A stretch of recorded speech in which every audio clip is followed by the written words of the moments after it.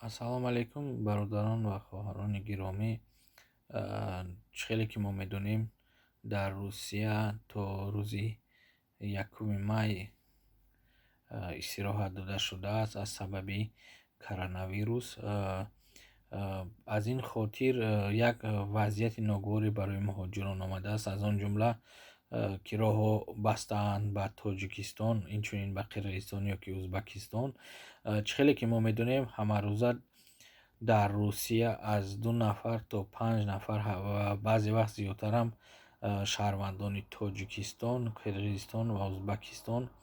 аз дунё мегзаранд бо ҳар яке касал, яке ки дар ҷароҳат мебардорад, яке бо марги худ мебарад. Аз ин хотир як проблема баромадааст, ин куҷо кардани ин майдҳо, ба хок супордани онҳо дар Русия ёки ба ватан фиристодан. Вале мутаассифона дар худи ҳозир ҳеҷ ягон шароити ба ватан фиристодан умуман нест. Аз ин хотир ман медонам, ки шояд ки суханҳои ман ба касе сахт расад, ба он нафароне ки наздикони худро аз даст доданд, вале аввал ин ки бахшиш мепурсам, вале хеле ки мегӯянд, ба ҳар ҳол дар шароити имрӯзае ки ҳаст, мутаассифона роҳе нест ки ба ватан ба назди хеш табор интиқол дода шаванд ва дар ватан ба хок супурда шаванд. Беҳтарин кор ин кор аст ки дар худи Русия ба хок супорида шаванд. Дар тамоми маҳалҳои Русия қабристонҳои мусулмонӣ вуҷуд доранд. Қисми зиёд ки ба Москав мебиёранд, инчунин дар вилояти Москав, дар шаҳри Люберцы, дар шаҳри Домодедово ва беҳтаринаш дар вилояти Тver аст, ки дар он ҷо тоҷикон қабристоне ҳам доранд, ки дар он ҷо бе пул, бе ягон маблағ ба хок месупоранд ва беҳтарин кор мешуд, ки дар ҳамин ҷо ба хок месупоридан. Ҳарчанд ки ман медонам, ки ин хеле барои хеш табор қин ҳам бошад ёки аламоварам бошад, лекин замин ҳамин замини худованд аст. Дар куҷое ки набошад ба хок супориям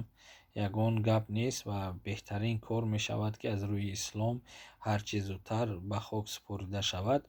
Чунки аз дигар тараф ҳам гирем, дар худи сардхонаҳои инҷо, яъне ки морг, ҳаққи маблағи боздоштани нигоҳ кардани худи маит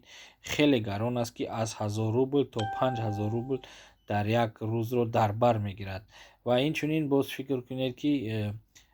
барои гуручӯб кардани ин маит, бурдани он, баъзе ин корхонаҳои ритуалӣ аз 25000 боло сар карда маблағ мепурсанд. Як роҳи дигарам ҳаст. Агар ки мо имрӯз муроҷиат кардем, муроҷиати расмӣ, ҳарчанд ки аз тариқи расонаҳо ё аз тариқи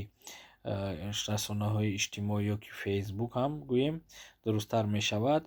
ба вазорати корҳои дохилии Тоҷикистон, ба дигар вазоратҳо, инчунин ба ҳукумати Тоҷикистон ва дипломатҳои Тоҷикистону Ӯзбекистону Қирғизистони дар Русия буда, инчунин хадамотҳои махсус, аз он ҷумла намояндаҳои вазорати корҳои дохилии ин давлатҳо дар Русия ва инчунин кумитаҳои хадамоти муҳоҷирати ин давлатҳои номбаршуда дар Русия муроҷиат намудем, ки то онҳо мусоидат намоянд, ки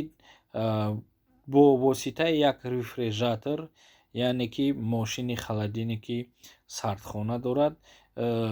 ин майдҳоро, яъне груз 200-ро ба ватан фиристем. Лекин барои ин мусоидат кардан бояд, ки дар сатҳи вазорати корҳои дохилӣ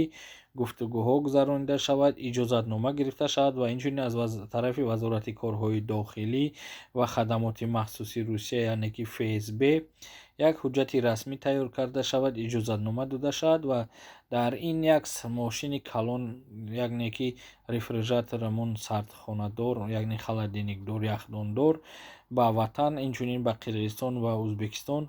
ин майдҳоро фиристем. Худи ҳозир ман ҳудуди 6 нафарро медонам, ки дар Москав ва гирду атрофи Москав ҳастанд ва ҳатто як нафар ҳозир, як зан дар Новосибирск гузашта будааст чанд рӯз пеш, то ба ҳол дар сардхона ҳаст. Аз ин хотир агар ки дар сатҳи болоӣ чунин як иқдом гирифта шавад ва ин иқдом дастгирӣ шавад, иншоаллоҳ ба ватан баргаронида мешавад. Хеле ки мо медонем, ин мошини яхдон на зиёда аз $6000 русӣ мешавад, $6000 амрикоӣ мешавад ва ман фикр мекунам ки аз хешу табор аз мардуме ки хайр мекунанд ин маблағро ба даст оварда ҷамъовар карда мешавад ва ин ҳам арзонтар аз он меғалтад ки дар ин ҷо гуручӯб кунӣ, чунки дар ин ҷо барои як қабристон ҷой харидан аз 50000 то 150000 то 300,000 ам мепурсанд, ҳарчанд ки бародарони тоҷик дар шаҳри Твер хостгори онанд ки бепул, яъне ройгон онҳоро гуручӯб мекунанд ва ба ҳар ҳол ба он ҷо бурдан ҳам маблағе дар кор аст ва аз ин хотир мехостам ки шумо ҳамроҳ шавед бо мо ва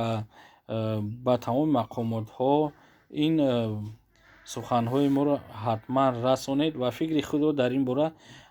дар комментариҳо нависед, ки то мо фаҳмем ки то чӣ дараҷара фикри мардум чӣ аст ва мо дар якҷоягӣ чӣ кор карда метавонем. Инчунин пагоҳ насиб бошад, мо як муроҷиатнома ба ҳукумати Русия нисбати ба он ки